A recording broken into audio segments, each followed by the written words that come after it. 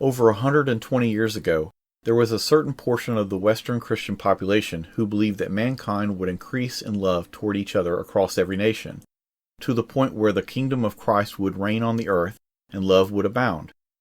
This future peaceful kingdom will certainly come one day, but the bloodshed of the First Great World War in the earliest 20th century diminished these thoughts as the evil of mankind came out all too clearly and dashed such hopes for generations. Counting the toll of military and civilian deaths after the First World War ended, the amount scaled heights never before seen in warfare, reaching up to 11 million military personnel dead and 23 million wounded, in addition to 8 million civilian deaths. People at the time called it the war to end all wars, and the Great War. It was so horrific in its scale that it was felt that such a global war would never be again fought because of the mass slaughter. Most of an entire generation was lost. There was a feeling of, let's get this done so it'll never happen again. Of course, as we now know, it didn't work out that way. World War I was followed by World War II, which was far worse. The answer we are seeking is, why was World War II so much worse than the First World War? So when we think of the First World War, we imagine soldiers bayoneting and clubbing each other in trenches, with close hand-to-hand combat that was very brutal. We read about the massive slaughter of the Battle of the Somme, where more than 3 million men fought and more than 1 million were either wounded or killed, making it one of the most deadliest battles in history. Compared to battles like that, how in the world could World War II be even worse? Although some of the dead and wounded statistics are disputed, it appears that World War II military deaths from all causes totaled somewhere between 21 to 25 million, with roughly around 25 million wounded. If you add in famines, the Holocaust, disease, and civilian casualties, then World War II killed about 3.5% of the global 1940 population of 2.3 billion, which equates to 80 million people. China and the Soviet Union suffered the most, with more than half of the total deaths. These kind of numbers stagger the imagination. Before we go further, we need to clarify that many people use the word battle when they really should use the word campaign.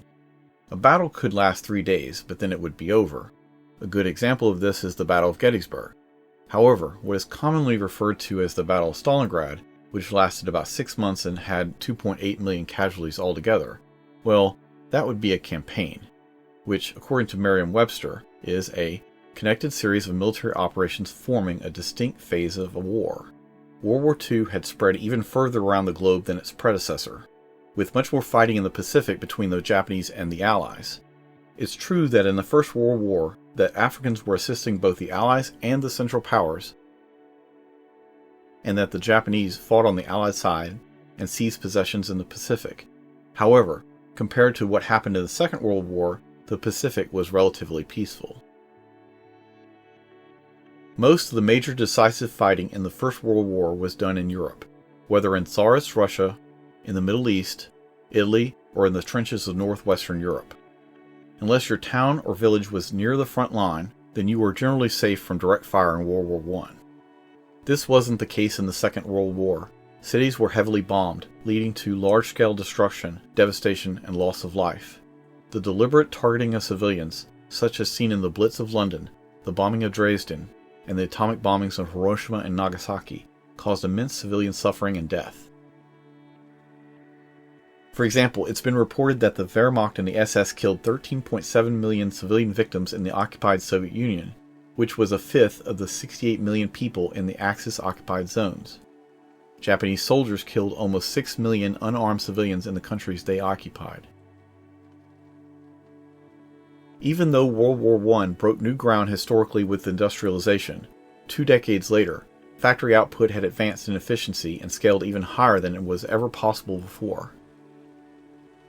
To give a good example of this and to compare apples to apples, the United States produced 131,578 rifles per month in the last 2 years of World War I, but decades later, produced an average of 195,833 rifles per month from 1939 until 1945.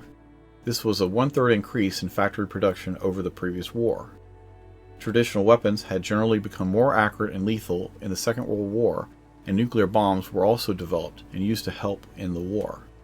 When coupled with the fact that efficient factories could produce weapons and arms at a higher rate, then it's easier to see why the Second World War was much more lethal.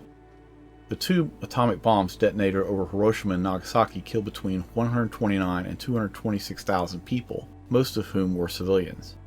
Many died instantly as the bombs exploded and leveled parts of the cities. There is no exact number regarding how many died over the following months from radiation exposure. Most of Hiroshima was destroyed, and by the end of the year, between 90 and 166,000 Japanese had died as a result of the blast and its aftereffects. World War II resulted in profound geopolitical changes and had long-lasting effects on the world. It led to the emergence of 2 superpowers, the United States and the Soviet Union, and the beginning of the Cold War. The aftermath of World War II was also economically catastrophic. Great Britain was in major debt. The Soviet Union was dealing with widespread starvation, and Japan spent decades rebuilding after the destruction caused by the atomic fallout. Much of Europe had been occupied by the end of the war, and many cities had been reduced to ash and rubble. While both world wars were devastating conflicts, World War II's greater scale, technological advancements, civilian suffering, and longer-lasting consequences showed that it was much worse than the First Great War.